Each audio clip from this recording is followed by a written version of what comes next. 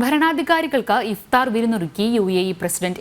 7 എമിറേറ്റ്സിലെ ഭരണാധികാരികളാണ് വിരുന്നിൽ പങ്കെടുത്തത്. രാജ്യത്തിനും ജനങ്ങൾക്കും ക്ഷേമവും അഭിവൃദ്ധിയും സുരക്ഷയും സ്ഥിരതയും ഉണ്ടാവട്ടെയെന്ന് അദ്ദേഹം സമൂഹമാധ്യമങ്ങളിൽ ആശംസിച്ചു. യിലെ 7 എമിറേറ്റുകളിലെയും ഭരണാധികാരികൾക്കായാണ് president Sheikh Mohammed bin Zayed Al Nahyan ഇഫ്താർ വിരുന്നൊരുക്കിയത്. കഴിഞ്ഞ ദിവസം അബുദാബിയിലെ ഖസർ അൽവദൻ കൊട്ടാരത്തിൽ നടന്ന വിരുന്നിൽ UAE വൈസ് പ്രസിഡന്റും പ്രധാനമന്ത്രിയും ദുബായ് ഭരണാധികാരിയുമായ Sheikh Mohammed bin Rashid Al Maktoum, Sharjah ഭരണാധികാരി Sheikh doctor Sultan bin Mohammed Al Qasimi, Ajman ഭരണാധികാരി Sheikh Humaid bin Rashid Al Nuaimi, Fujairah ഭരണാധികാരി Sheikh Hamad bin Mohammed Al Sharqi, Ras al Khaimah ഭരണാധികാരി Sheikh Saud bin Saqr Al Qasimi എന്നിവർ പങ്കെടുത്തു. രാജ്യത്തിനും ജനങ്ങൾക്കും ക്ഷേമവും അഭിവൃദ്ധിയും സുരക്ഷയും സ്ഥിരതയും ഉണ്ടാവട്ടെ എന്ന് ഷെയ്ഖ് മുഹമ്മദ് ആശംസിക്കുകയും പ്രാർത്ഥിക്കുകയും ചെയ്തു.